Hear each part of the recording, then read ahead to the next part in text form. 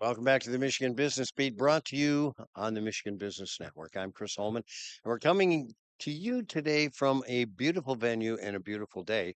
We are at the Grand Hotel where the Detroit Regional Chamber of Commerce is hosting its annual policy conference.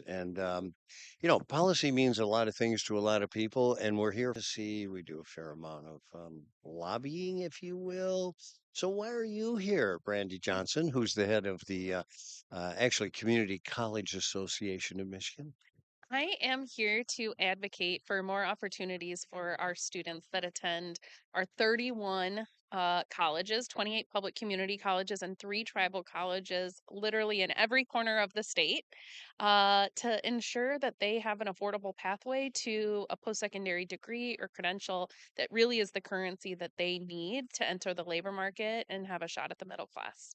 It's interesting because I've actually have experience at all levels, and certainly one of the most entertaining and one of the most interesting was as a dean at a community college in Lansing. And I have to say, when you go back in their history and realize why they were started, it's very applicable still today. That's right. And their roles have, I think, evolved as the economy has evolved. So historically, many students attended community college as an affordable way to get some credits before they transferred to a four-year university. Now we see so many more of our students being served by one of our technical programs in fields like IT and advanced manufacturing, the skilled trades, certainly healthcare, where you can really get a degree or certificate in one of these fields and immediately enter into the labor market with a high paying wage. But our colleges also do a ton of customized employer driven workforce development. Great infrastructure to partner with employers to ensure that their employees have the training that they need, particularly in emerging industries like in mobility and semiconductor technology. That's where colleges have really stepped up to fill that gap.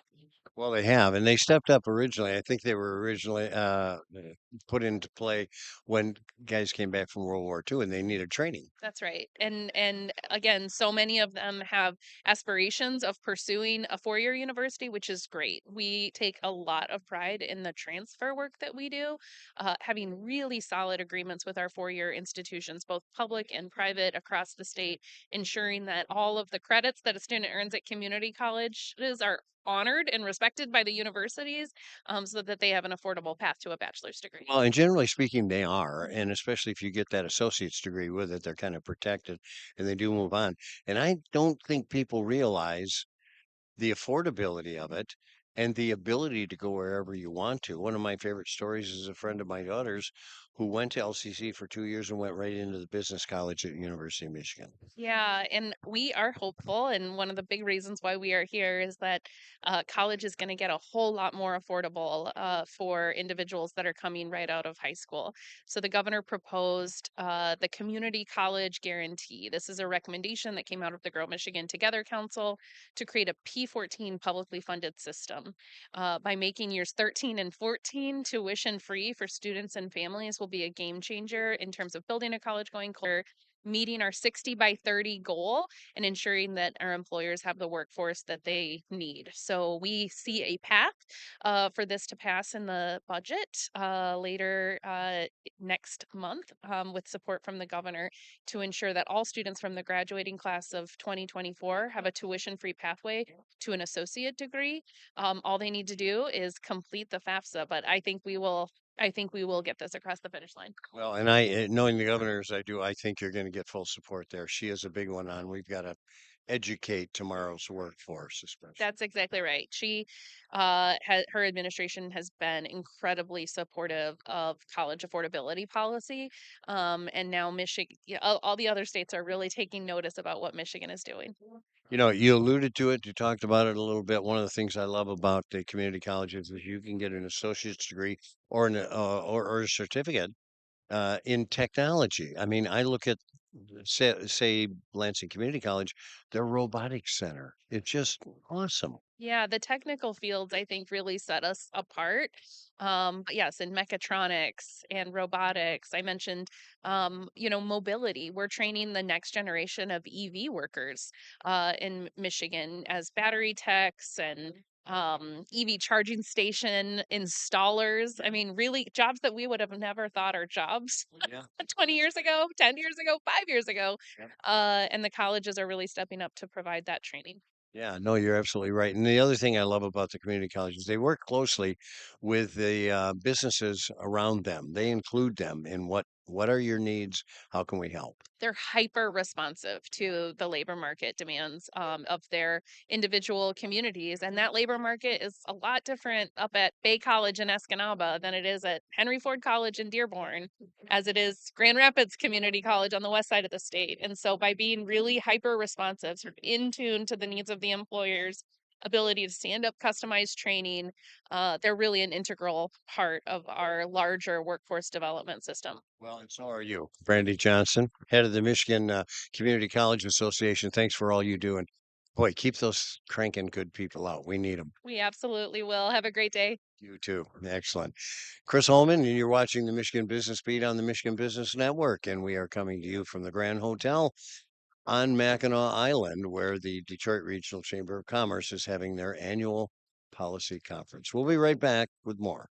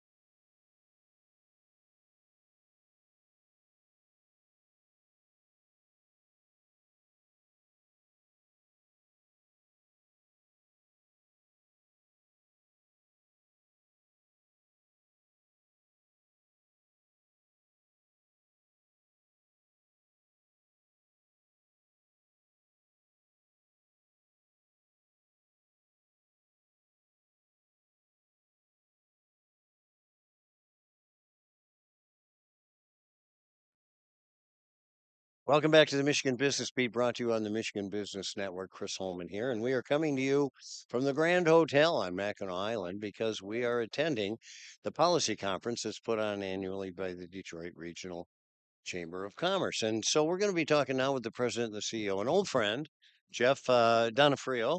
And Jeff, you are the Business Leaders for Michigan. And I got to tell you, our history here at the network with that organization is back to day one. We appreciate that. Well, you guys have done a marvelous job of doing things. What's the latest? Because you guys are studying continually and looking at things. That's right. I mean, when you look at where top 10 states are, and our organization, of course, is made up of CEOs across the state, the largest employers who are trying to make this state a better place. And when you look at what we benchmark across the country, the states that are winning are those with a real focus on talent and a strength in talent and a real focus on economic growth. It's interesting because a lot of the breakout meetings around here are around, and a lot of our interviews around what's happening in the education That's system, right. what's happening preschool, post school, Yeah. what's happening in possible career recognition for kids who otherwise don't even think about it, Yeah. And we've got that percentage of population. You and I grew up, we were talking about what we were going to do around the dinner table. That's right. There are homes without dinner tables, Yeah. period. And so that's the big challenge because we're going to pay for those folks one way or another. That's right. We have to, first you have to look at who do we have here in our state and how can we make them, be able to have more opportunities, be able to fulfill their best possible career outcomes. Yeah. I ran workforce development in the city of Detroit, and one of the things we knew is that poverty is a form of trauma, and that trauma, represents itself in maybe not having a home that is stable, maybe not having always a meal that is there and nutritious, maybe not having the type of supports you and I did when we grew up, Right. and that you have to make sure there's equity in the funding and the resources that you put into education, whether that's for adults, whether that's for kids. We renovated 3 career technical education schools to try to get people into skilled trades, Mm. construction especially, which was so important for Detroit as all of this construction boom has happened in the city. And one of the things we had to do was to say, what are the ways that we're going to make up for how someone comes into the school? We have to meet them where they are. So we translated that in Business Leaders to Michigan as a priority in our K-12 work to say we have to have equity funding in education, Yeah. so that districts in high poverty, districts with special needs students, they're getting more resources than maybe an average district because you've got to make up for that gap. And we want every student to succeed. Well, and that hasn't always been the philosophy because they have been the ones on the short end of the That's stick right. in many Yeah. cases. But they are the ones who as I said, will be paying for Right. either through salaries if they work and not if they don't, because they're going to be on social rolls. Well, and our employers need them, right? Yeah. They need them to be able to grow. Yeah. And when you look at what employers are making decisions on right now, where to locate that next line of business, where to expand an office, it's where the talent is. Talent is dictating that from whether it's the K-12 system, whether it's the community college system, the higher education system, and then whether you can attract people into the region.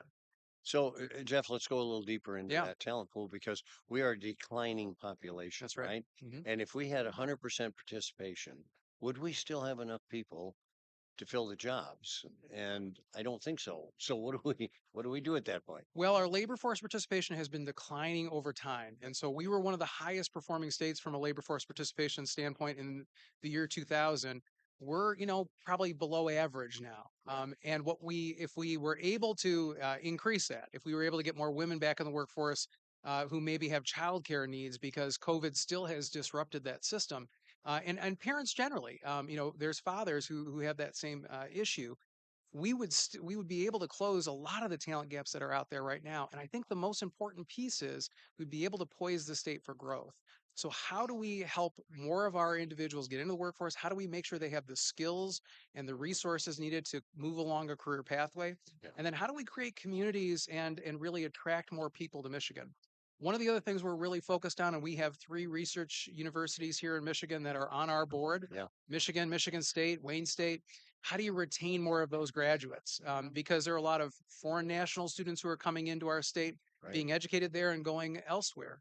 There are a lot of folks who are coming in from out of state. Well, and we encourage them to go home. We do, That's the hard part, unfortunately. you Yeah, know. we should be stapling a visa and saying, "Stay here, help us grow." Super glue on their Yeah, classroom seat. that's right. So where do you stand on immigration reform? Because I see that as probably the biggest possible fix. Right.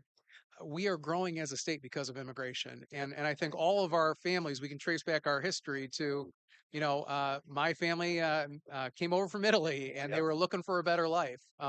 So we have to keep those doors open because they're the small business owners, they're the individuals who are going to help our companies grow and help our communities grow. When we talk to our members, the Fortune 1000, Fortune 500 company CEOs, they are all frustrated that we can't find solutions at the national level to immigration. And unfortunately, it's states like Michigan that suffer because we can't get on the same page, Republicans and Democrats and business and labor and anybody else.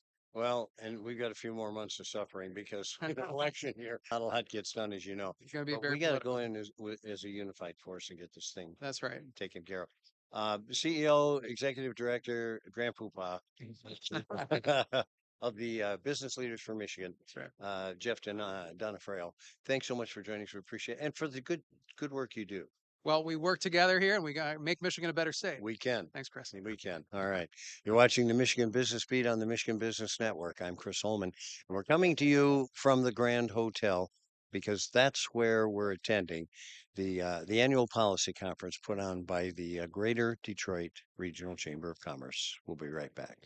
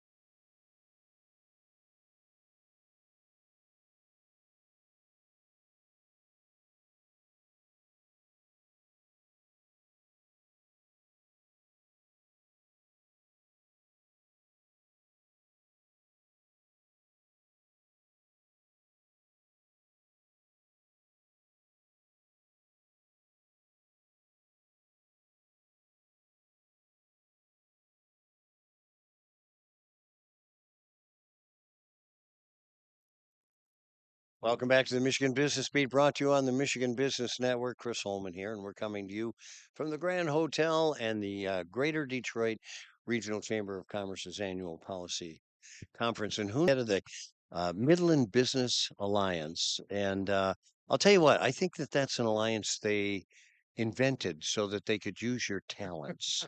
I do. Well, thank you, Chris. I'm blessed. It's a wonderful community, and it was a combination. I think we looked at economic development and chamber and said, the mission here is the same, and so how can we be most effective in terms of doing that? And so I've had the great pleasure to be with the organization for just over 5 years. So we've known each other through several capacities and as a legislator, and you know how this process works. And I'm telling everybody, don't be too anxious on any national changes because it's an election year. How do you see things here politically from the outside? Are they getting better? I don't know. Sometimes I think it dates me when I look at it and I say, it never used to be this bad. Yeah. But I mean, there, you talk to individuals and there's some wonderful people. And I think people in the noise forget that, the vast majority of folks there at the state and the federal level are there to try and do the right thing. And just, I think finding that path to work together is challenging. But, I'm an optimist. I think we can always see examples of where that's working.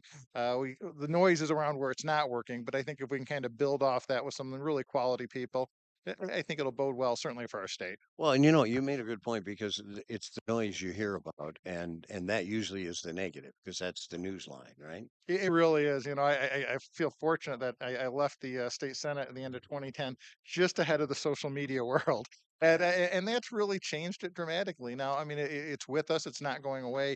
So we kind of have to learn how to adapt to that.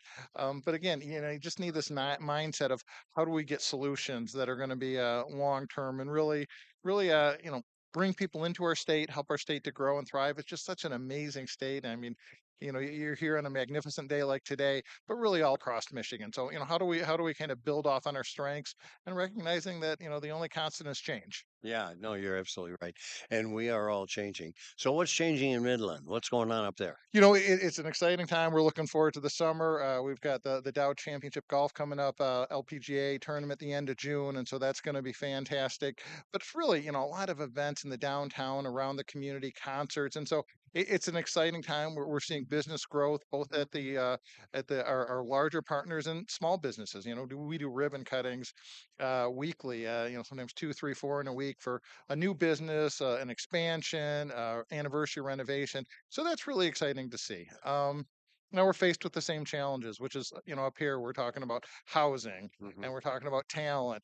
And so, I mean, those certainly impact us. I think, our community is a community that people want to come to, but we need to make sure that we give housing, that we have broadband, that there's childcare available. And so how can we, no magic key, but how can we kind of take best lessons and help integrate those to our community?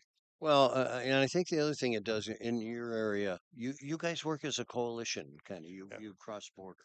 We do, and we're very fortunate. I remember that when we kind of came into the pandemic, people said, "Okay, you need to get this group together." But we already had the group together. We'd been meeting monthly, and I think that does help us when there's opportunity, but when there's crisis, when the dams breach and we have flooding.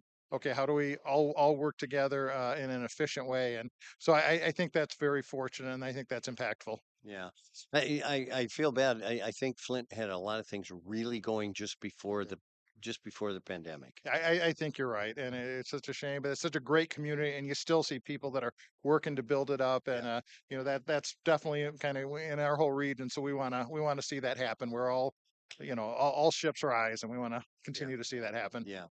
So Midland is a wonderful community, has been a long time. Thank you to the Dow family in great part, but there was stability there, there was money there, there was innovation there. They had at one time a kind of a tech transfer facility there where some of the products they didn't see a future in, they gave Right. to people. Yeah, and that's not there in that same form, but we still see that. We work with a number of businesses where, it just doesn't make sense from the corporate level at that scale, but they're very supportive. They're excited about the idea. So many of our folks there in the scientific community see these creative ideas. And so we've got a number of businesses that are, may have separated, but they're looking for how they can grow and kind of find their niche. Yeah, And that's still really an important component. We've, say we got most PhDs per capita and the City of Modern Explorers. So what's that mean in 2024? yeah. So what are you taking away from this? I mean, you've been coming up here in different capacities. I think there's great programs, great speakers, but so much of this is just relational. It's seeing people that I've had a chance to work with for 30 years in a lot of different capacities. So when we're talking about housing, we're talking about healthcare, we're talking about economic development, just keeping that connectivity and looking for ways, sometimes you never think of how you can partner together. No, it's amazing. And at the end of the day, it does come down to people. It comes down to It really relationships and who does. trusts who and who is willing to work with who, et cetera. Well, I got to tell you, you've done as good a job up there as you did in the Senate, Yeah. and on behalf of the state of Michigan.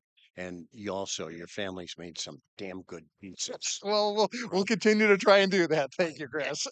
Good to have you on. Tony Samus, of course, is the head of the Midland Business Alliance, and we are coming to you from the Grand Hotel. And we are here for the Detroit Regional Chamber of Commerce's annual policy conference. You're watching the Michigan Business Beat on the Michigan Business Network. I'm Chris Holman.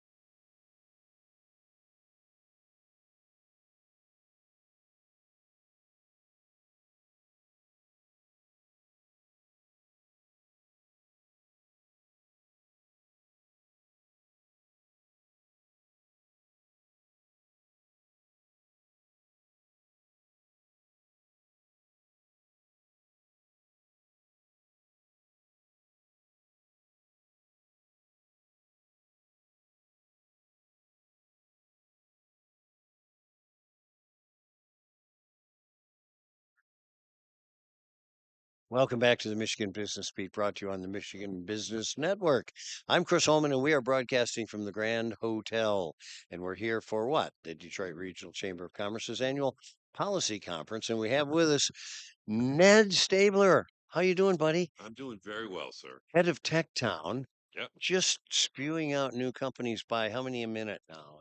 A minute, I don't know, but a year. We worked with 1,000 entrepreneurs last year. We helped them raise over $23 million for their business. Did you know this is our 20th anniversary? Is that It is right? our 20th anniversary of Techtown. We opened Techtown. We opened our doors in I 2004. I feel so bad. We have some tchotchkes for you. Oh, thank you. Thank you. Well, I'm excited for next year when we're old enough to drink, right? Yeah. Um, in those 20 years, we have worked with over 6,000 businesses. They have raised over $408 million in startup capital to get their business dreams off the ground. Oh my God. Listen, we used to come down and kind of cover you from on site. Yeah. And the people that were there and the ideas they had were just phenomenal. And I Mhm. remember one of them was doing an app to straighten out the bus schedule, which was all messed up at Detroit at the time. Oh boy, you want to talk about transit? We could get going into that for hours and hours. But you're right. Our entrepreneurs are amazing. Oh They my have great God. ideas. Yeah. But we like to help folks get to know. So KNOW, we're going to help them get to know whether or not their idea has real commercial Validity. viability. Right. Yeah, we're going to do customer discovery and product market fit. And then we also help them get to know. Because you know what? Sometimes they don't. And the last thing you want to do is spend 2, 3, 5 years working on a project that isn't going to work, right? So we're getting to know whether there's a no. Well, and you eat up investors' money and you also take 5 years out of someone's life who works for you thinking they're in the middle of a career and they're not. Absolutely. No is an important thing to say. What we're really teaching them is the process that you go through to vet these ideas and validate them. Because if this one isn't the right one, that's okay. Yeah. There's another one out there. Yeah. I mean, I have $3 million ideas in the shower every morning. Yeah.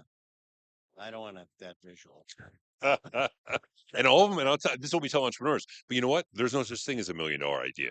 Yeah. Execution. They say culture trumps strategy. Yeah. Yeah, well, execution trumps everything. Yeah. No, that's When absolutely. you You start got to having work. customers and revenue, now you got $1 million idea. Yeah. That's interesting. So they come to you with ideas in Yes. many cases, Yep. and you kind of nurture them through that whole process, right? Absolutely. And then you get them ready for the banks. Yeah, what's really interesting about Techtown, as opposed to a lot of other places that do this, is we're called Techtown, Yeah. but we don't just work with technology businesses. We also work with anybody who's got an entrepreneurial venture. You want to start a restaurant, a coffee shop, a barber shop, light manufacturing, a podcast, a radio, a marketing agency. We will help you do that. Because to be honest with you, the process you have to go through, have Same. you got a product that somebody wants? Are they willing to pay for it? Yeah. It's kind of the same. Yeah, it is. I can honestly remember vividly driving home from covering Tech Town one year, and we were eating this guy's grandmother's recipe for jalapeno spice cake. Ooh. Oh, and we were terrified to eat it, and it's all gone by the time we got home. I mean, it was, you're Yeah, right. yeah. It's even the grassroots type normal businesses. Oh, absolutely. And since we picked up the Hatch competition as well, which is the greatest business plan competition in the city of Detroit, that's the Comerica Detroit Hatch competition, powered by Techtown, There you where go. we give $100,000 to the best new retail idea in the city. Oh, wow. We've got amazing bakers that are making companies, including a Filipino bakery that was a finalist in the last couple of years, JP's Bites, that does a really great. Oh gosh, what's the purple? The purple. Pomegranate. No, no, that would be an awful brownie. I don't know what they are, but they're. Well, I didn't think jalapeno spice cake was going to go either, I'm but it going to was tell him really that good. he's going to do a pomegranate eggplant brownie, and we're going to see where. We'll be back. That's amazing. Okay, so tell me about funding. And I know Wayne State is in the mix here.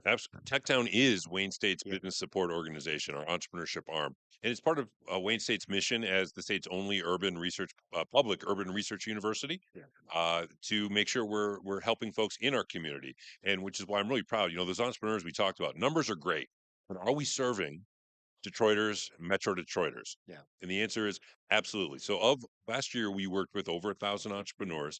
67% of them were Black. 86% of them were entrepreneurs of color.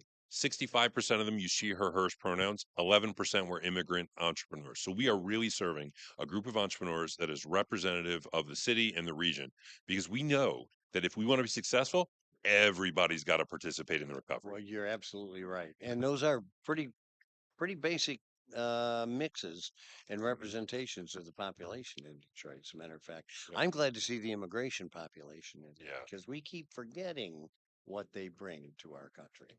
Oh, immigrants are, immigrants, they get the job done, right? You Among go the back, hardest working. you go back to the history of Michigan and Detroit. Immigrants made the boom. When you look back into the 1940s, close to half the population of the city of Detroit was foreign born. Yeah, isn't that unbelievable? It's very small now. We need to fix that because that's how we grow. Yeah. And we need to get more people in this town. No, we really do. Help me with immigration reform after the election, because nothing's going to happen.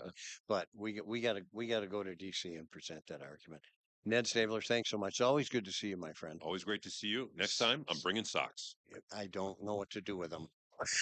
It's Ned Stabler, CEO of Tech Town in Detroit, Michigan. And you are watching the Michigan Business Beat on the Michigan Business Network. I'm Chris Holman coming to you from the Detroit Regional Chamber of Commerce's annual policy conference at the Grand Hotel.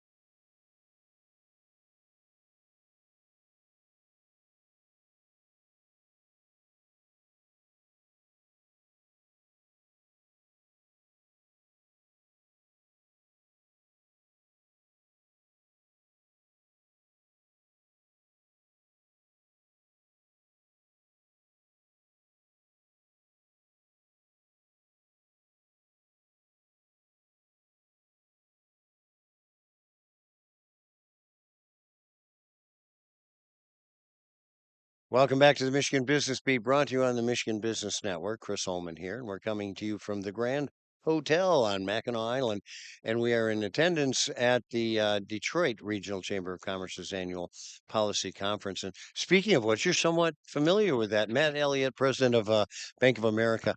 You have an idea of what's going on here. I do. I was fortunate enough to be the chair last year, and I'm the chair of the chamber this year. So I got a ringside seat last year, and it's really incredible what the chamber team does to deliver this remarkable event. Well, and when you're on top of something like you're the chair of it, it's a lot of work, but it's not as much work as you could be doing because they do a vast majority of it. Here's a fact that I didn't know until last year. There are alumni of the Detroit Regional Chamber that give up a week of vacation just to come back and work this event. It's Isn't that that special to them. wild? Well, it's special to everybody, I Yes, it think, too. is. And it's interesting because you were one of the first years of transition between the Musser ownership and the new company, and in my mind, pretty seamless. I've had a chance to meet David and the rest of the leadership team He's here. great. We had him on earlier. They are fantastic, and they've made investments in this because they recognize the Grand Hotel for the jewel and the gem that it is nationally, Yeah. not just to us in Michigan. And it's great to have that asset in the right hands. Yeah. And I'm sure the Musser family thought very carefully about who they were going to transition it to. Well, that was a big part of it because I knew Dan for many years, and it was like selling the house you raised your kids in, and you want to make sure it's not going to some rock band. Absolutely Yeah, right. Yeah. yeah, And they've done a great job. yeah, they have. Well, listen, speaking of Bank of America, you guys do a lot to drive the economy in Detroit. You also do a lot for equity. Hmm. Uh, uh, fill us in a little bit on some of the efforts. Yeah. So first of all, driving sustainability and driving equity are key to our business strategy. Because we know that those are two things that are important for long-term sustainable success, in addition to being the right thing to do. Mhm. So there are four main pillars to our strategy around economic mobility and equity. One of them is health. Health is wealth in a lot of cases. Another one is support for small business that drives the end. That's the engine of growth. We all know that, right? Another one is workforce development. We need more and more workers because, frankly, right now we have more open positions than we have people ready to fill them. And then the last one is affordable housing. And I'm really proud of the work that we've done around affordable housing. We have a program, Chris, that allows a first-time home buyer in a low to moderate income census tract to responsibly get in a house with zero money down. We use a grant product for both the down payment and closing costs to help someone get in a house sustainably and responsibly. I'm really proud of that. That's a really interesting concept because they want the housing. They're probably paying what they would in payments in rent, but they're building equity. The hurdle is almost always the down payment and the Yeah. closing costs, and in the vast majority of cases, the monthly payment is lower than the rent payment. All right. So this year the theme is, bridging the future together, right? Yep. Okay. So tell me about that. What does that bring to mind? Well, the whole idea behind this is a takeoff a little bit of last year's theme, which was the power of and. Yeah. And this idea is That was great, by the way. thank you. I still have the pin at home. Well, I appreciate that. I actually had a chance to talk about it a little bit today in my Mackinac moment. But the point is that we all know that collaboration and what Suzanne is calling radical collaboration is the way you solve problems. Mhm. If you sit and say either or, right, wrong, win, lose, that doesn't get anything done. And we have really big challenges and tremendous opportunities in front of us as a state. And so the idea is let's get together and get at some of these big challenges like workforce readiness, like education, et cetera. Yeah. So any notable stories about successes in that area?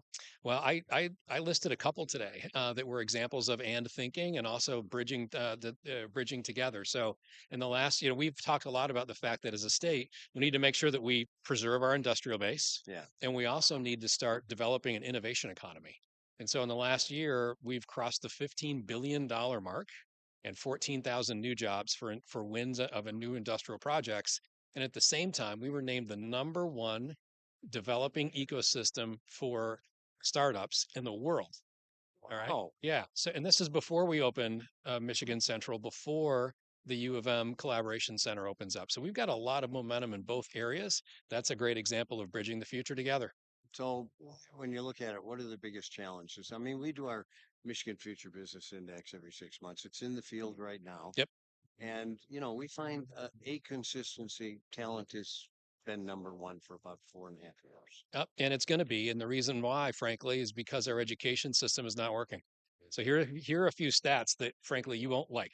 One is we are the number 42 state in the union when it comes to educational output, when it comes to educational proficiency. Number 42. That's not going to win. We also don't have enough accountability inside the system. So here's a great example of that. The legislature and the governor approved $240 million to be spent through the school system, the state school system, to improve efficiency and get more dollars to the kids in the classroom.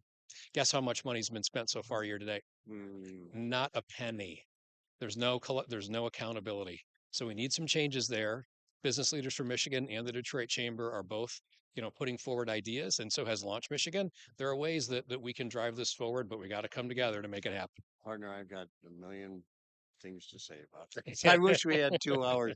Matt Elliott, it's always good to see you, Great to be here. president of Bank of America, and last year's chair of this whole thing, which is the policy conference. up at Mackinac, put on by the Detroit Regional Chamber of Commerce. I'm Chris Holman. You're watching the Michigan Business Beat on the Michigan Business Network.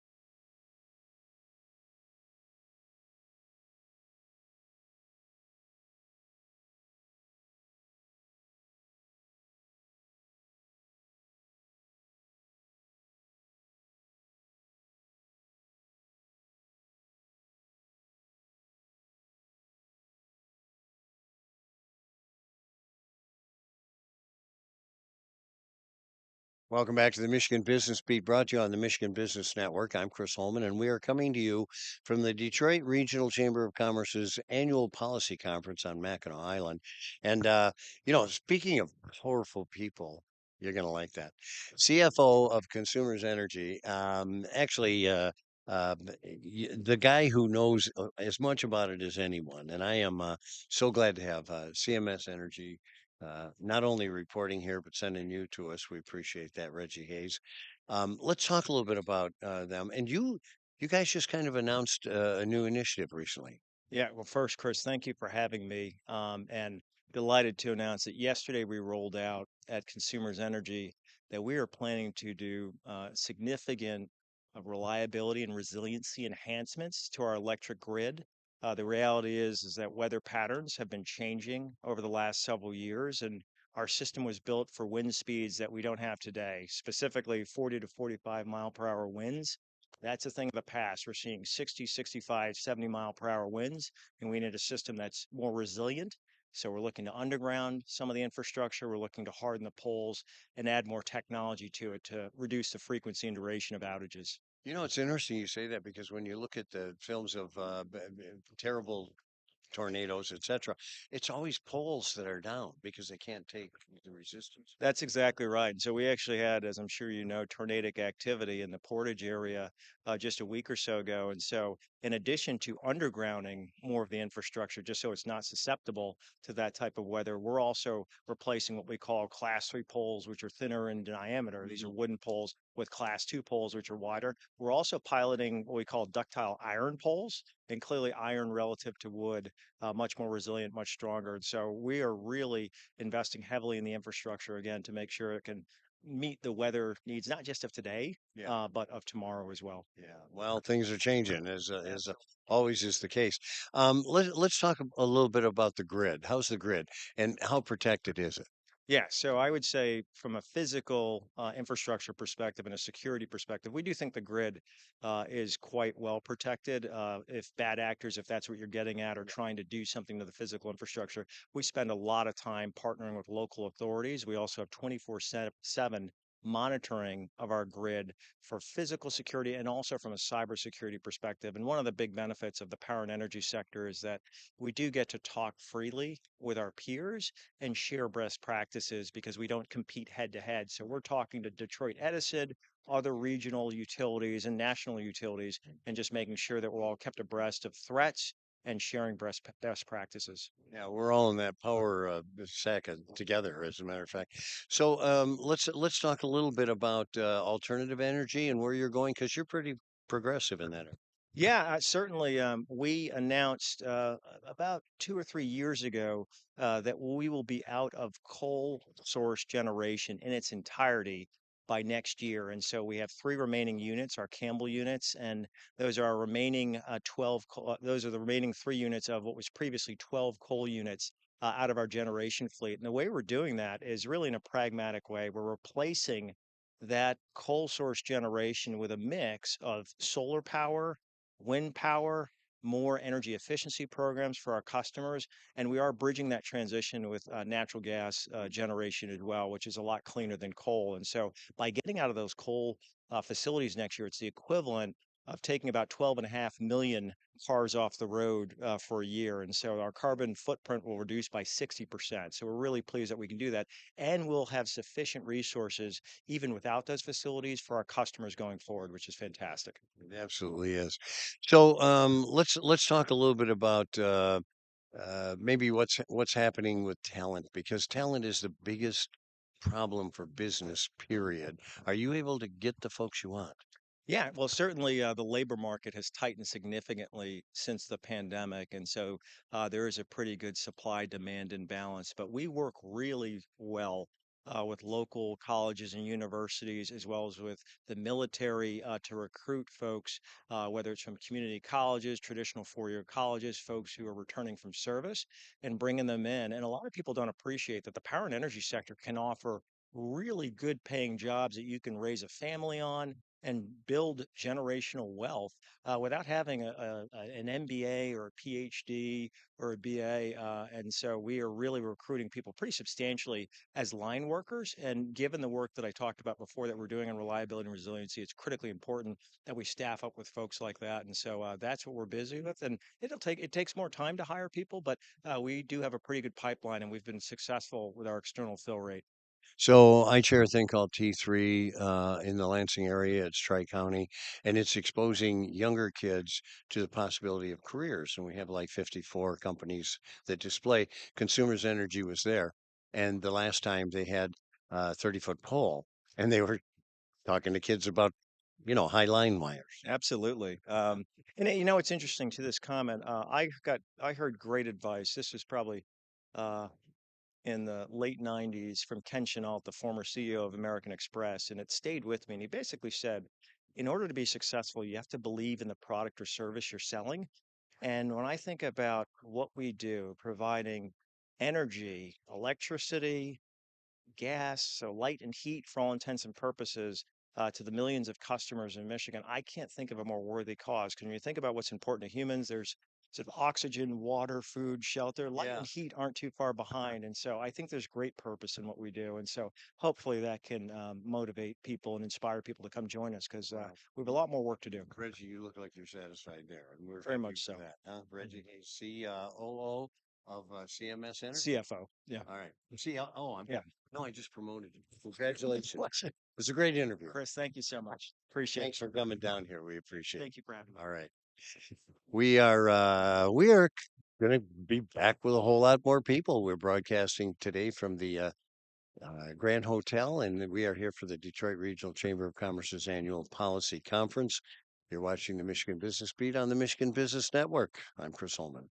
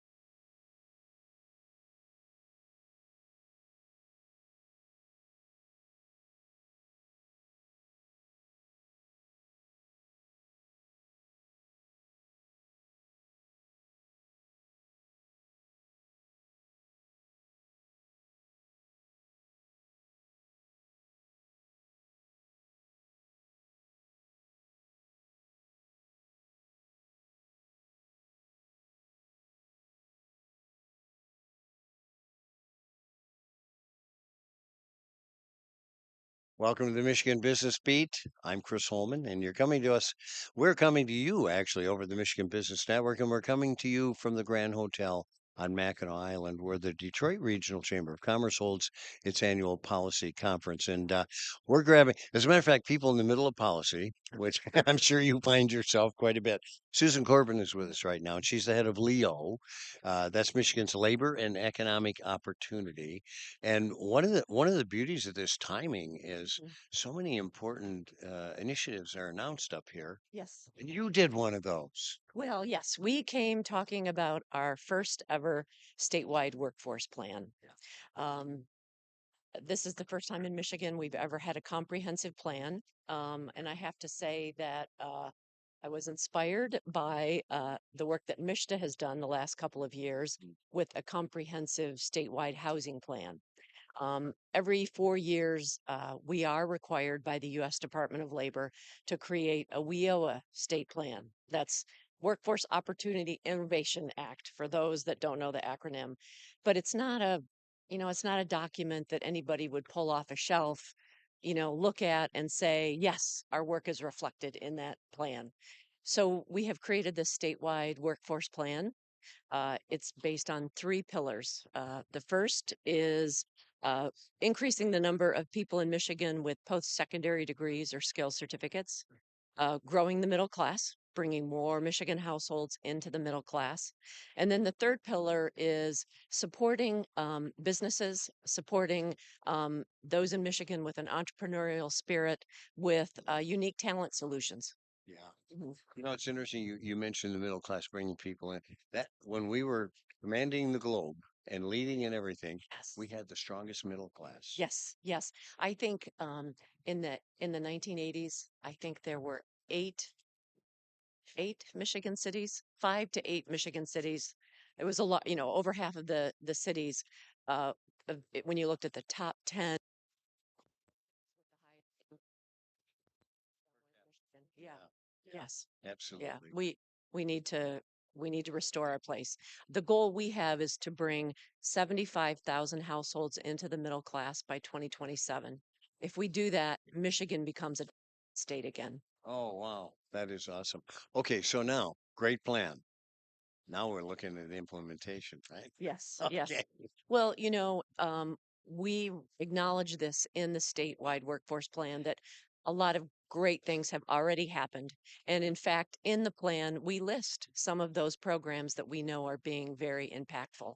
But then we also talk about the tools that we need to go the next step further. Yeah. But in the short term, what we are doing this summer is we are traveling around the state, meeting with all of our state's 16 local workforce boards. Hmm. Many people know that our workforce system is somewhat decentralized in Michigan. We have 16 Michigan Works agencies around the state. And so we're going to be meeting with their local workforce boards and talking to them about the statewide plan, talking to them about statewide data, but then also sharing with them some of the local data that we know about their regions. Yeah. And then we're hoping that when they create their local workforce plans this summer and fall, that the values of the statewide plan are reflected in their plans. Well, and basically, what you're building is a coalition here. You've got Yeah, the yeah, implementation aspect coming yes, in. And yes. as you know, I'm on the state board, Michigan Works, but have Mhm. been on the capillary Michigan Works board for over 20 years. Yes, so you know the system I very, very do. well. And when you said WIOA, I went immediately. But Yeah. you're absolutely right. And it's so funny because in so many sectors, we have good plans, 15 of them. And Mhm, nobody ever talks to each other. Nobody works together. mhm. This is a good way to start building that state Yes. Yeah. coalition. Yeah. In Michigan, we need to work a little bit harder.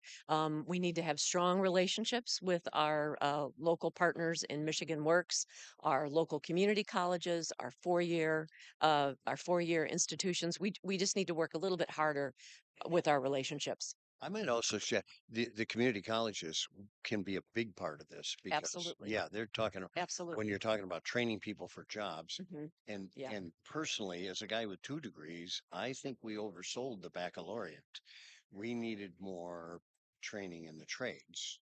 Yeah, well, we need to be we need to be doing both. Yeah. We know that when we look at the top 50 hot jobs, I think 39 of them require a 4-year degree. But we also know that somebody in Michigan can enter into a strong apprenticeship program, and if they complete that apprenticeship program, they're earning $70,000 a year. Yeah. So in Michigan, everybody should have a good career pathway, whether that's, you know, a strong apprenticeship program, a community college degree, or a 4-year degree or beyond. No, listen, absolutely. And not only that, you need to think lifetime of learning because Yes, things change so yes, much, yes, every yes, year. yes. And as I think about my, own transitions ahead of, that I may have ahead of me, absolutely. It's like, what, do I need to, get a new skill set? Do I want to make a radical change in my career? Yeah. What opportunities are out there? And how many of us are doing what we were trained for, Right. to begin Yeah. with? Well, Susan Corbett, thank you so much for being here. And thanks for the good work you're doing. I'm Uh-huh. excited about your new plan. Okay. You're, Yes. you're really on the right track. We will be visiting the capital area, Michigan Works. Good. So I will look for you there. Yeah, I'll be in attendance. Uh-huh. I'll make sure. Okay, Susan Corbin, head of Leo, lands or economic and opportunity, labor and economic opportunity. Sorry. All right, so we're coming to you on the Michigan Business Network from the Grand Hotel, which is where the Detroit Regional Chamber of Commerce holds its annual policy conference. You'll hear more from there. I'm Chris Holman, and we'll be back in just a minute.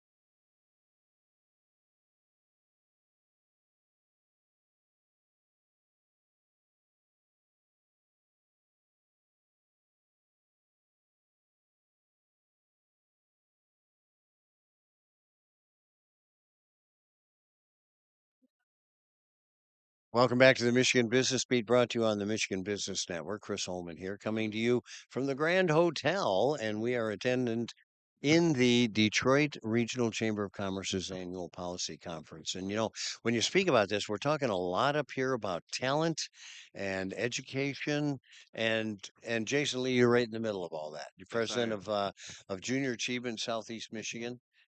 Congratulations, 75 years. You look 70. great. Thank you very much. Thank you very much.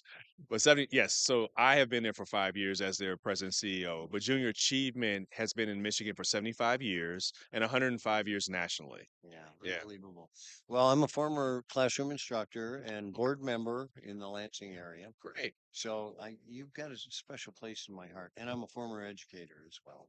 And all those things are important. One of the big problems right now is workforce, trained workforce, etc. Absolutely. You guys have been doing that for 75 years. So junior achievement, we started. A lot of people know 4-H. 4-H was started to create the next generation of farmers for America. Junior achievement was started to create the next generation of business leaders and entrepreneurs for America. So our first program was our JA Company program, which kids learn how to write a business plan, how to create a product, sell a product, all the things that our business leaders do today. They realized later on is that what, to be a strong business leader, you need to have strong financial literacy skill sets. So we built a suite of programming around that. And then we realized a lot of our young people have no clue about the opportunities available locally within their markets. So we have a program around career success, and we've been able to do that here in our area.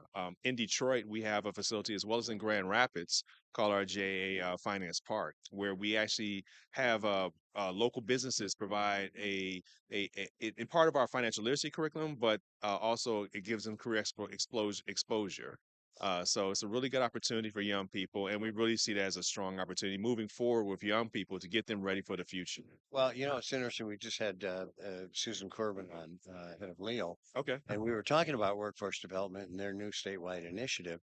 And I got talking about how we grew up in homes where you talked about careers and you talked about education around the dinner table. And there's a percentage of our population that may not even have a dinner table. Absolutely. And we can't afford to lose those people. Yeah, yeah. I mean, they may not have a dinner table, but they may have never seen somebody go to work on a daily basis, right? So, there's a lot of I don't want to call it challenge within some of our communities, but there's not Michigan. There's a balance, right? There's people who are pretty affluent, and there's people who are struggling. Yeah. And we recognize that, and we work with all populations within Detroit and Southeast Michigan Yeah. in that space. It's kind of interesting. Are all your programs still within the school systems? So no, we've actually, at least in South, so every office works differently. And there's actually 5 offices that cover the entire state of Michigan, including up in the UP. Every office works within its community to address the programming needs of its community. We do work with K-12 school systems, but in our office, we've definitely increased our population, our engagement with community-based organizations, because that's where young people are, and that's where they get those life skills. We consider what we do adulting 101 Yeah. and providing those life skills for the future. Yeah. Well, it's kind of interesting because I remember there was some resistance in some school systems too, in that, wait, you're going to take over my classroom, Yeah. that sort of thing. And so I remember we were starting to make a motion at that time to find exterior places that could be housed. I'm glad to hear you've done that. The financial literacy thing is so key. Yes. And you guys stumbling onto that and saying, hey, there's a need here, we got to provide it. Right. So, a couple years ago, the state of Michigan passed a new high school graduation requirement around personal finance. So the ninth graders of the 24-25 class will have to have this requirement before they graduate from school. Um, and it's a demonstrated learning requirement. But the nice thing from junior achievement is that 3 of our programs actually meet the requirement as identified by the state of Michigan. So we're really excited about that. And we're spending a lot of time communicating the opportunity to meet the requirement with junior achievement and just give kids practical skill sets for them to be successful. Jason, are you able to get volunteers to go in the classroom? Absolutely. So, post during the pandemic, we were digital with volunteers. Volunteers were coming in on Zoom and Teams. There's definitely a demand for in-person volunteers, not only within my office but throughout the state. So we like to work with corporations and also community individuals who really want to provide young people knowledge in their communities. So we do that, make that happen. So we do qualify a lot for corporate social responsibility for companies or Community Reinvestment Act dollars for banks, and then just having those volunteer opportunities available for young people. But more importantly, are they still teaching the donut shop? You know what? That is the donut is one of our most our popular activities. The other one is the pizza pie. So I think Oh it's yeah, a second or third grade. yeah. They do pizza hot, and the concept is the different ingredients on the pizza. And you actually sell the pizza, and so the kids learn about inventory, and they also learn about pricing, and they also learn how about profit. It Yeah. just imagine a second and third grader is a hoot. Oh, it's so hands-on. And I mean, it really is priceless. And I did the donut shop. All right. So I All right, remember. That's why I wanted to make sure it was protected. that's a great. Jason Lee, head of junior achievement for Southeast Michigan. You're doing God's work. Thank you. I appreciate Keep it it. up, my friends. Good Appreciate to the have you. opportunity. Good to have you here. You too. Thank All you. right. You're watching the Michigan Business Beat on the Michigan Business Network. I'm Chris Holman. We're going to come back with a whole lot more from the Detroit Chamber's annual policy conference right here at the Grand Hotel.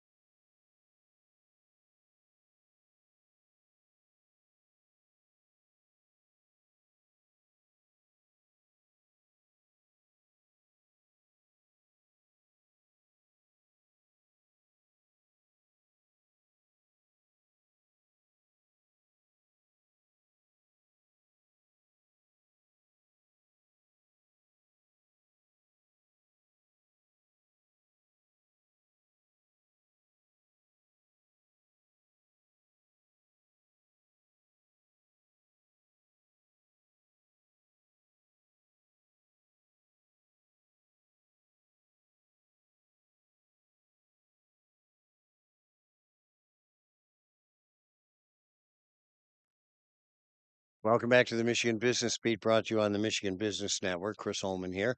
And we are coming to you from the Grand Hotel, and that's because that's where the Detroit Regional Chamber of Commerce chooses to have their annual policy conference. And a lot of the talk at the policy conference this year is about workforce development and education. So we have Dr. Robert McMahon, the president of Kettering University. It's so good to see you again. How you doing? Great to see you. Thank you so much for having me. And you know what else? You're smiling again. So your job must be easy. Oh, higher education is a challenge these days, but it's a very rewarding one. Well, I'll tell you what I just found, and I have a great deal of admiration for it, but I know now why you're still in education. You still teach. Yes, yes, I do. Yeah. And it's how I recharge because that's after all what we're about. Yeah.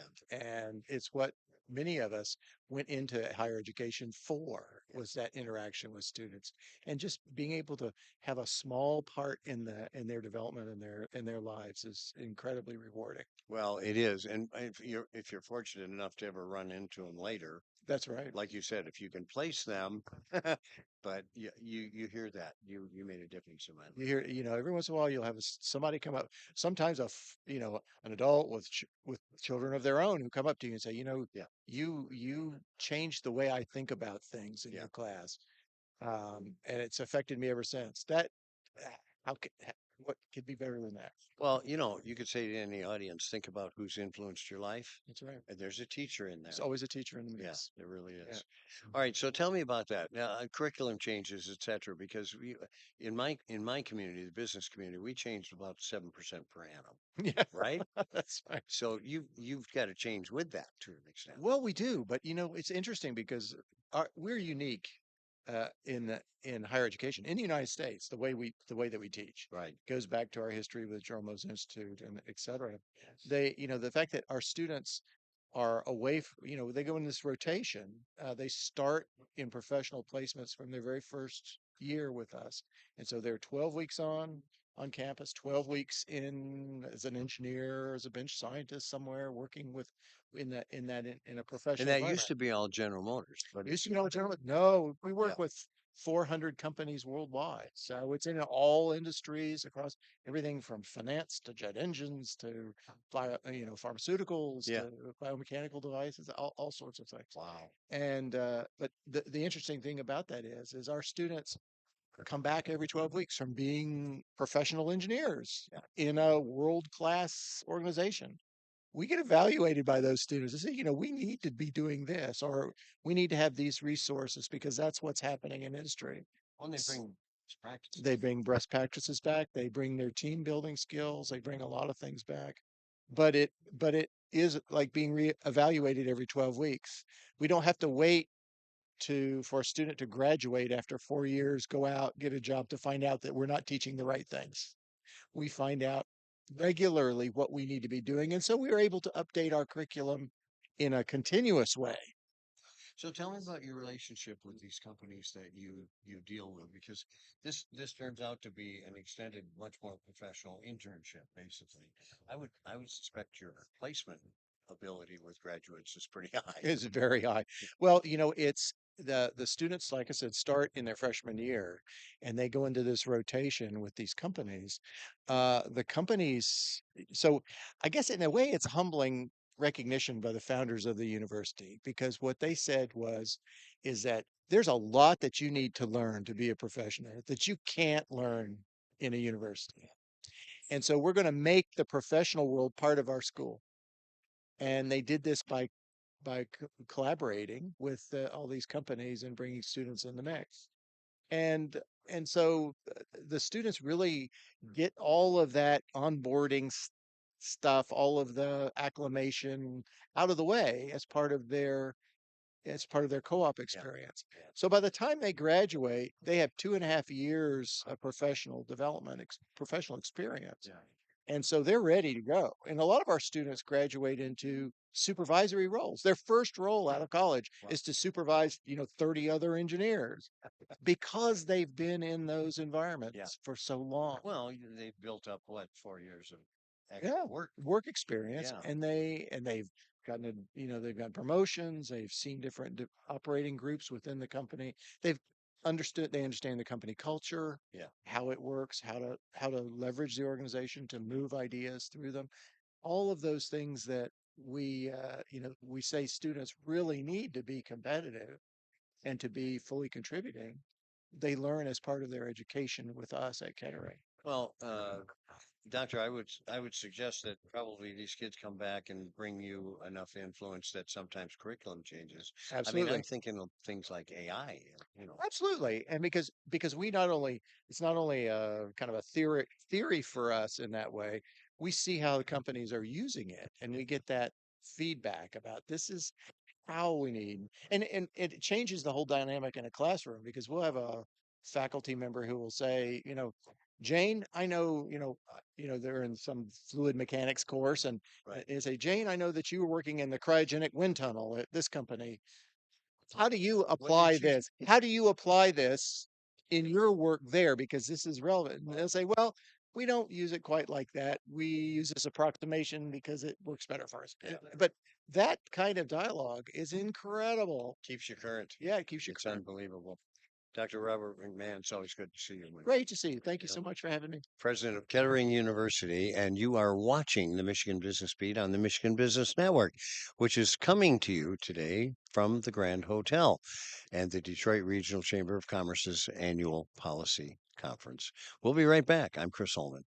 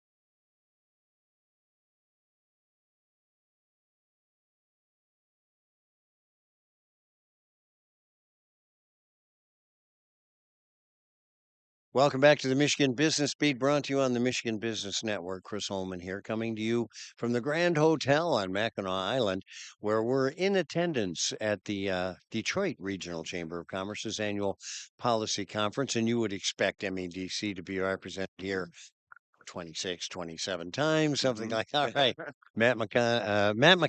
Macaulay, who is the senior vice president, if I'm not mistaken. Prosperity and development, absolutely. So let's talk about that. What Yeah. exactly? So what we pay attention to at the MEDC is being as demand driven as possible. And we live in a big state, a diverse state. And there's while we are one economy, it's a constellation of many different places that contribute to that one economy. And they have their own vision, their own assets, and their own trajectory, if you will, toward prosperity. So the team I lead are field-based individuals who live in those regions all across the state, know those corners of the state better than anyone, and can provide a real asset to the community as a direct line to Lansing and specifically the MEDC and our programs and services that best meet the need of those communities, whether it's in the business development field or the community development sphere. So years ago under Granholm, I was the small business advocate. Mm-hmm. Had an office in the MEDC. Mm-hmm. Fact, Mm-hmm. for the ombudsman, things like Mm-hmm. that. And my job was to go out around the state, tell them what the state did that would Sure. help them, and then gather information. What aren't we doing? Sure. Is this kind of the same principle? Somewhat the same principle. However, again, these individuals are living in the field, and this was the case even before COVID. So we have professionals that live in the Upper Peninsula. We have professionals who live in Northeast Michigan, Southeast Michigan, Southwest Michigan. And again, that by doing so, they're closer to the community and they can better be an advocate for the community and also better be a service provider on behalf of Lansing. So they're your boots on the ground. Right? Absolutely. Basically. Okay. Absolutely. And they get involved, obviously, in the community. There's a big liaison with them, and you probably have to travel a little bit. Little bit, a lot of windshield time for me, but I love it. It is fantastic, and I'm really blessed with the opportunity to be able to be in communities, be in regions all across the state, and see what are the idiosyncrasies in terms of differences between them, but what are the commonalities also. Yeah. Okay, so what's next? Now you've got this network set up. What's the next thing? The next thing is we continue to listen. We need to continue to listen to our communities, to our local businesses, and see what they need in order to succeed and prosper. And how can we play matchmaker to what we have, and how can we better adjust what we have to meet those current needs? And then, second, I think we need to be able to have more holistic and inclusive conversations about what the future is relative to economic development in different regions and communities across the state so we can better prepare our programs and services for when that time comes. So I can probably name a few things that they're saying to you. Yeah. We need more people. We need Sure. more training, et cetera, et cetera. Right. What are you hearing other than the top two? Yeah, I think from my perspective, people are becoming much more savvy in terms of the definition of economic development, right? And are connecting things like housing, transportation, childcare, education, all these things that Part of it. part of it, absolutely. So we are listening to that, and we are also factoring that into our definition. I think the trick, though, is what with as it relates to programs and services, we are not going to be in the transportation sphere. We're not going to be in the child care sphere. So, what we need to do as Team MEDC is really work as Team Michigan and make sure that we're connecting communities and businesses to an MDOT, to a LARA or a MISHTA, and so on down the line. So, they're not just speaking to MEDC, that they're speaking to state of Michigan in the network of programs and services and departments we have. So you're the walking dictionary. You I get out hope there and so. go, okay, here's where you need to go. Right. Or as the case may be, the walking acronym definer, right? And we need those, by golly, we do. Absolutely. Well, this is a tremendous asset to the state to get Yeah. out there and hear. And the state sometimes is not a great listener. Mhm. I'm glad to see you guys are becoming that. Yeah. And do your the people that are boots on the ground, do you have interaction with them frequently? Oh, absolutely. I make it a point to ensure that I'm all across the state, every single community, working with them and hearing the same conversations that they're hearing to ensure that that information is appropriately being relayed to Lansing and leadership and to make sure that we're able to adapt to the demands that are in the community.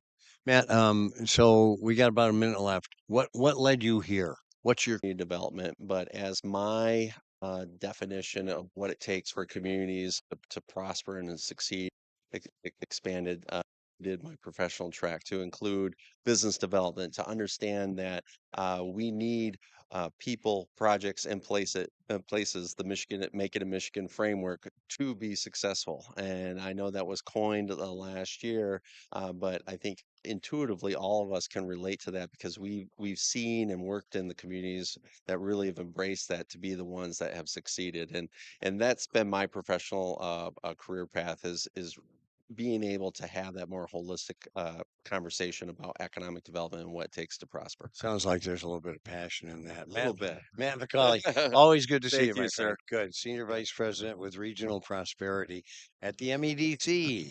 I'm Chris Holman, and you've been watching the Michigan Business Beat on the Michigan Business Network, coming to you from the Grand Hotel, where the Detroit Regional Chamber of Commerce puts on their annual policy conference. Thanks for being with us.